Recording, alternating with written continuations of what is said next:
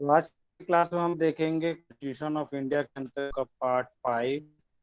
ठीक है।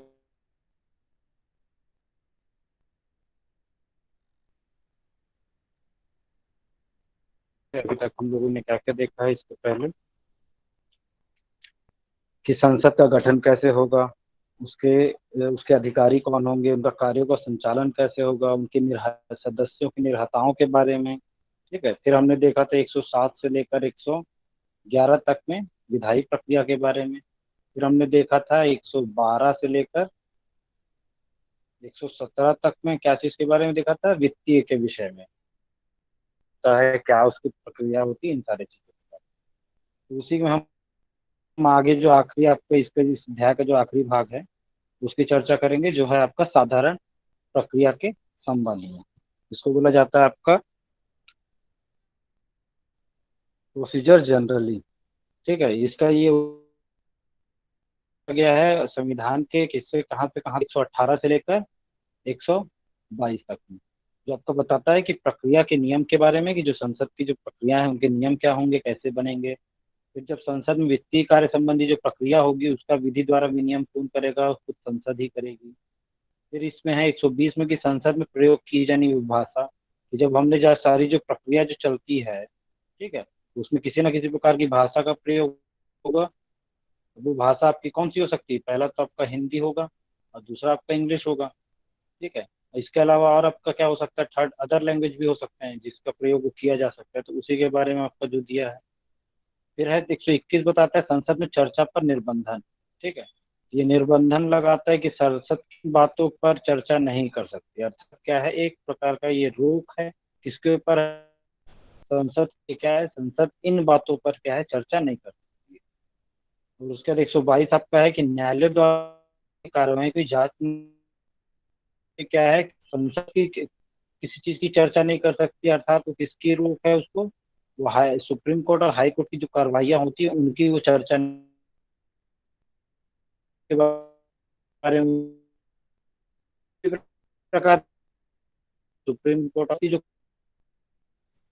इन अध्याय है 118 से 122। तो हम आगे बढ़ते हैं, शुरू से पढ़ते हैं अनुच्छेद 118। हम पढ़ रहे हैं साधारण प्रक्रिया जो 118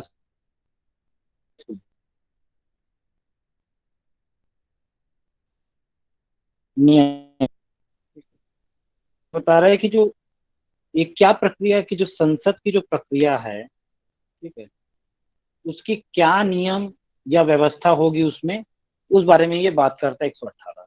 ठीक है। तो क्या कह रहा है कि इस संविधान के उपबंधों के अधीन रहते हुए संसद के प्रत्येक सदन अपनी प्रक्रिया और अपने कार्य संचालन के विनियम के लिए नियम बना सकेगा। तो ये क्या चीजें हैं आपकी, कि संविधान के उपबंधों के, अर्थात जो संविधान है भारतीय संविधान है उनके उपबंधों के, मतलब जो आपका लोकसभा है, प्रत्येक सदन में दोनों सदन आ गए, क्या करे, अपनी प्रक्रिया और अपने कार्यों का संचालन के लिए विनियम बनाएगी। ठीक है। मतलब क्या है कि उसकी जो भी प्रक्रिया है, तो लोकसभा की अपनी प्रक्रिया बना सकता है, राज्यसभा अपने हिसाब से प्रक्रिया बना सकता है। तो उन प्रक्रियाओं का क्या है, खुद वो निर्माण करेंगे, जिससे क्या है उन प्रक्रिया के माध्यम से उनका कार्यों का संचालन आसानी से हो सके। अब उन संचालन के लिए वो क्या है, वो नियम बना सकती है, विनियम बना सकती है। ठीक है। अब कहता है दो कि जब तक खंड एक के अधीन, अर्थात जो हमने अभी पूर्व में पढ़ा कि अधीन नियम नहीं बनाए जाते, तब तक उस संविधान के प्रारंभ से ठीक पहले भारत डोमिनियन के विधान मंडल के संबंध में जो प्रक्रिया के नियम थे, वे ऐसे उपांतरणों और अनुकूल के अधीन रहते हुए संसद के उपबंधों में प्रभावी होंगे। यथास्थिति सभा का सभापति या लोकसभा का अध्यक्ष उनमें करे। तीसरा कहता है कि राष्ट्रपति राज्यसभा के सभापति और लोकसभा के अध्यक्ष से परामर्श करने के पश्चात दोनों सदनों की संयुक्त बैठक से संबंधित उनमें परस्पर संचार से संबंधित प्रक्रिया के नियम बना सकेगी। चौथा है कि दोनों सदन संयुक्त बैठक में लोकसभा का अध्यक्ष और उसकी उपस्थिति में ऐसा पीठासीन होगा जो खंड 3 के अधीन बनाई गई प्रक्रिया के नियम के अनुसार अवधारण किया जाएगा।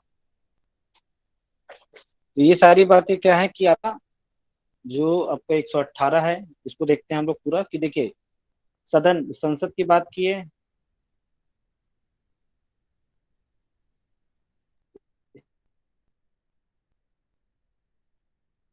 क्या है? राज्यसभा, जिसे हम क्या कहते हैं सामान्यतः LS से डिनोट कर देते हैं और इसको RS से डिनोट कर देते हैं। ठीक है। अब इनकी क्या चीजें चलनी है, इनकी प्रक्रिया के बारे में। ठीक है, अब इनकी जो प्रक्रिया हमने जो पूर्व में पढ़ी, तो उस प्रक्रिया का कुछ नियम होगा। ठीक है। कहता है,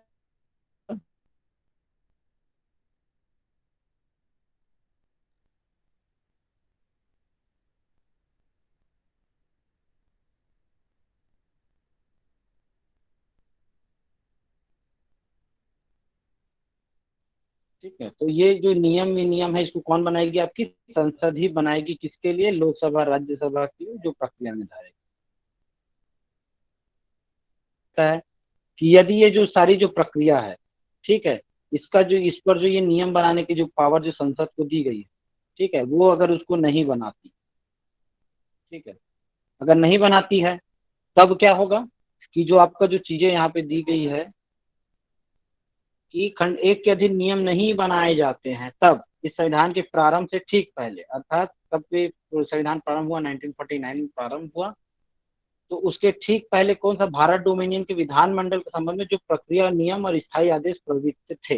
अर्थात क्या है कि जब तक हमारे ये जो संविधान बनने के पूर्व की बात कहता है, जब हमारा संविधान नहीं बना था, तो उसके पहले जो व्यवस्था या जो प्रक्रिया और जो नियम व्यवस्था कायम थी, ठीक है, भारत डोमिनियन के तहत, वही व्यवस्था क्या रहेगी? जारी रहेगी। कब जारी रहेगी? जब ये नियम कानून शक्ति जो संसद है वो नहीं बनाती है, तब। ठीक है। तीसरा पॉइंट क्या कहता है? ये कहता है कि राष्ट्रपति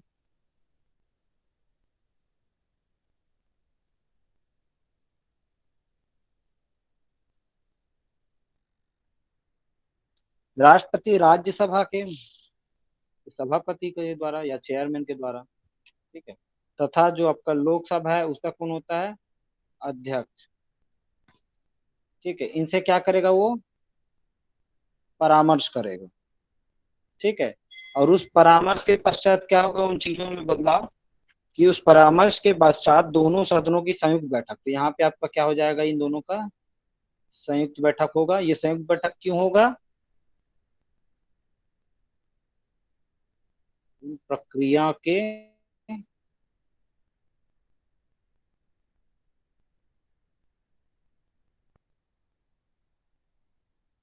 नियम बनाने के। ठीक है, तो ये आपकी चीजें क्लियर हो गई। पहले में क्या बोला गया है कि राज्यसभा जो संसद है वो क्या है? लोकसभा और राज्यसभा के लिए क्या करेगी? आपका प्रक्रिया और नियम बना सकती है। यदि वह नियम संसद नहीं बनाती है, तो क्या होगा कि जो संविधान की प्रक्रिया और नियम जो कहाँ से लागू थे? आपका आजादी से पूर्व 1949 के पहले लागू थे। ठीक है, वही चीजें लागू हो जाएगी। और उसके बाद अगर जो नियम बनाया जाता है, ठीक है, तो ये खंड एक के लिए जो कह रहा है, जो तृतीय वाला है ना, तो इसमें क्या है कि प्रेसिडेंट कैसे क्या करेगा? लोकसभा राज्यसभा का संयुक्त बैठक बुलाएगा और उनसे परामर्श करेगा, जिससे क्या होगा? उस परामर्श के माध्यम से प्रक्रिया और नियम को बनाया जाएगा।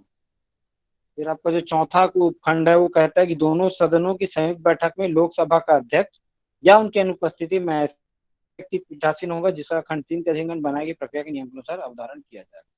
अब यहाँ पे केवल ये जो चौथा खंड क्या है कि जो लोकसभा का यहाँ पे अध्यक्ष की जो बात कही गई, ठीक है, जो लोकसभा का अध्यक्ष है, यदि वो क्या है? आपका अनुपस्थित है, ठीक है, या एबसेंट है, ठीक है, तो उसकी जगह पे क्या है कि उसके स्थान पे कोई अन्य व्यक्ति को वहां पे क्या किया जाएगा? आपका पीठासीन बनाया जाएगा।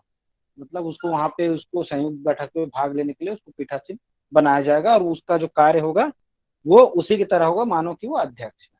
केवल 118 में इन चार चीजों को बताया गया।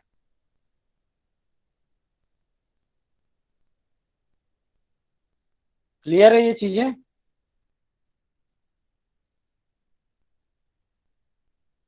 मैसेज करके ये बता दिया करो मेरे को कि मेरे को समझ आता है। फिर आपका आगे है 119 जो बताता है संसद द्वारा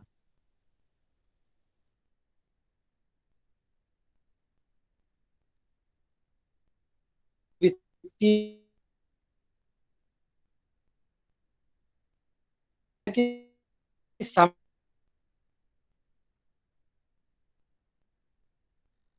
विनियम कर सकती है। ठीक है। ये क्या है कि संसद वित्तीय कार्य को समय पूरा करने के प्रयोजन, वित्तीय कार्य को जो वित्त समय होते हैं आपके उसके बारे में पूरा करने, उस विधेयक से संबंधित संसद के प्रत्येक सदन की प्रक्रिया और कार्य संचालन का द्वारा करे सकेगी यदि और जहां तक बनाई गई किसी विधि का कोई उपबंध अनुच्छेद 118 के किसी नियम या स्थायी आदेश से असंगत है तो वह ऐसा उपबंध अभिभावी होगा। तो ये आपका बताता है कि वित्तीय कार्यों के जो वित्तीय कार्य होंगे या वित्त विधेयक की जो प्रक्रिया जो हमने पूर्व में पढ़ी उसके संबंधी जो चीजें हैं या उस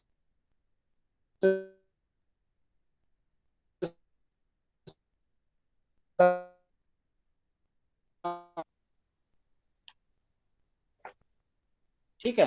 तो इसमें क्या है आप इसको पूरा जब देखेंगे तो क्या बता रहा है आपका पूरा चीजें कि संसद का क्या है ये कार्य।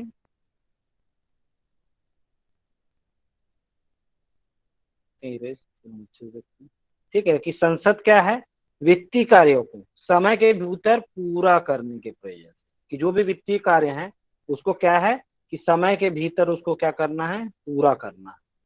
ठीक है मतलब उस कार्य को पूरा जल्दी से जल्द कंप्लीट करना है। अब ठीक है आवाज मेरी।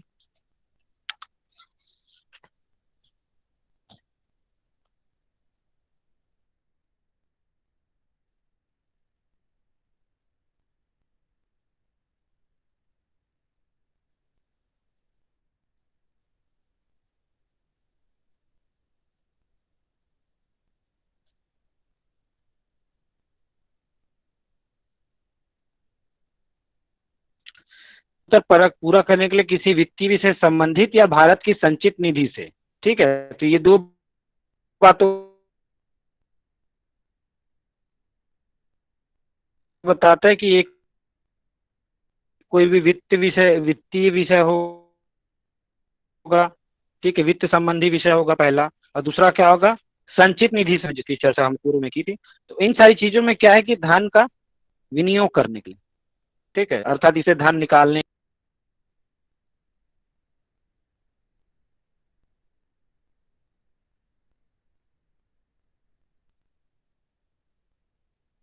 तो इनकी जो पैसे यह पेश किया जाएगा कैसे संचित निधि की जो चीजें हैं उससे आपको धन प्राप्त करने के लिए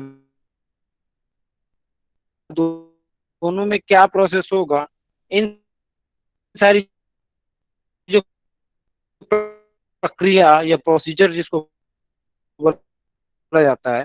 ठीक है उसका क्या बोलते हैं निर्माण कौन करेगा सदन कर सकता है यह आपको 119 के अंतर्गत बताया गया है। ठीक है यह संसद के संबंधी प्रभावी किसी नियम या स्थायी जाएगा तो ये हमने जो 118 में भी पढ़ा कि एक के तहत क्या है कि संसद को अधिकार दिया गया है प्रक्रिया बनाने प्रक्रिया बनाई गई और ये इन दोनों को क्या करता है असंगत करता है इनके ये जो प्रक्रिया होगी ये सारी इसके ऊपर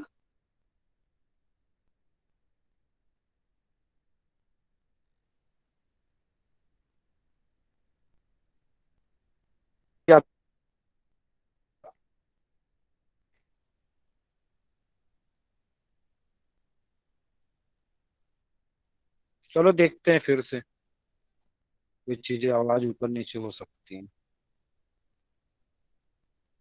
ये सामान्य बातें हैं, आप बस उतना इसमें ज़्यादा टेक्निकलिटीज नहीं है। अब एक बार ध्यान से देखते जाइएगा तो आपको क्लियर होते जाएगा।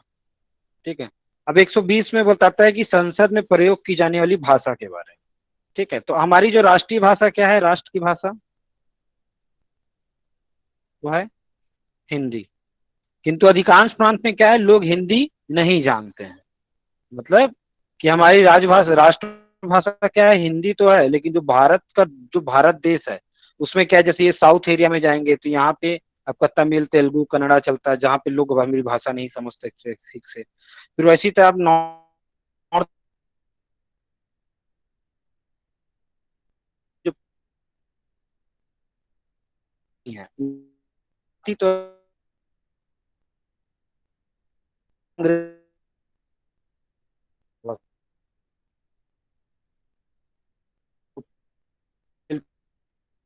कन्नड़ा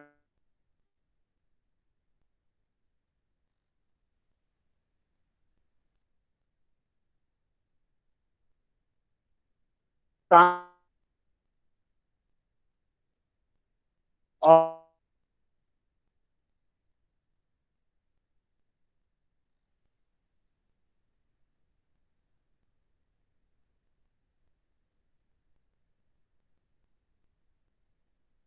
भाषा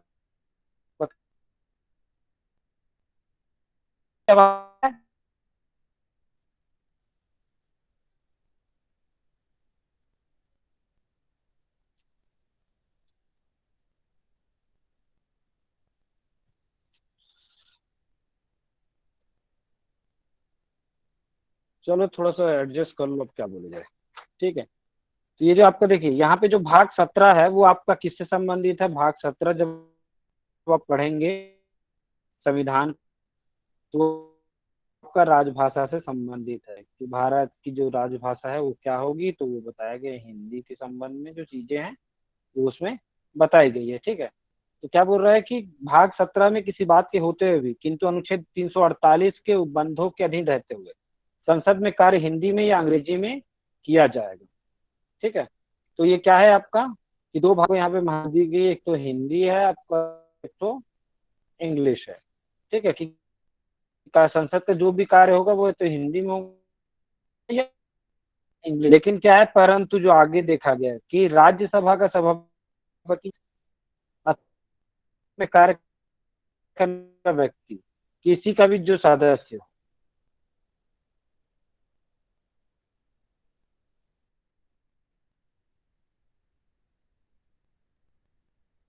थोड़ी बहुत नहीं आती।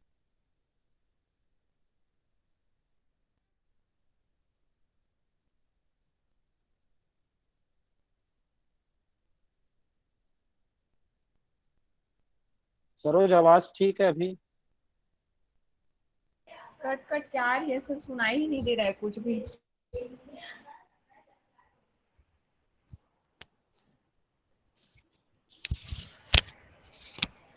अच्छा चलो ठीक है, इसको देखते हैं, इसके बाद फिर अपन फिर से एक बार करेंगे ना। आप रिकॉर्डिंग बंद कर दीजिए सर। अभी इसको चलने देते हैं, फिर मैं तुमको बता दूंगा एक जी सर।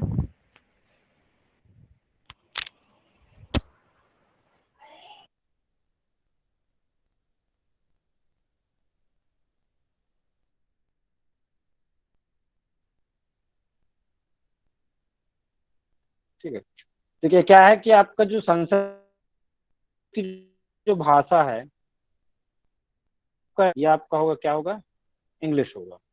ठीक, को क्या है, मान्यता दी गई है। लेकिन क्या है, बहुत सारे लोग हैं जिनकी मातृभाषा जो क्या है, हिंदी से अलग है।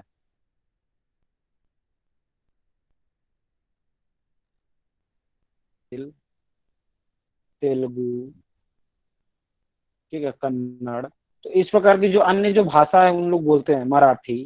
ठीक है, और तो ये सारी भाषा क्या है, यदि इनका प्रतिनिधि पहुंचता है कहाँ, सदन में, और उसको अगर अपनी जो अभिव्यक्ति होती है, ठीक है, मतलब वो अपनी जो बातें रखने के लिए क्या है, वहां पे उसको परेशानियां आती है, तो क्या है, सदन का अगर वो लोकसभा यदि वो लोकसभा है तो वहाँ का आपका अध्यक्ष, और यदि वो राज्यसभा है तो वहाँ का सभापति उनको क्या दे सकता है, अनुमति दे सकता है किस बारे में दे सकता है अनुमति, कि वो अपनी जो भी मातृभाषा है, ठीक है, जो भी उनकी जो लोकल लैंग्वेजेस जो वो यूज करते हैं, चाहे वो गुजराती हो, मराठी हो, कन्नड़ा हो, तो उसमें अभी क्या कर सकता है, वो अपनी अभिव्यक्ति कर सकता है। नहीं तो अगर वो सामान्य अगर हिंदी इंग्लिश का प्रयोग कर सकता है तो उसको वही करना पड़ेगा। तो ये आपका 120 के तहत है चीजें।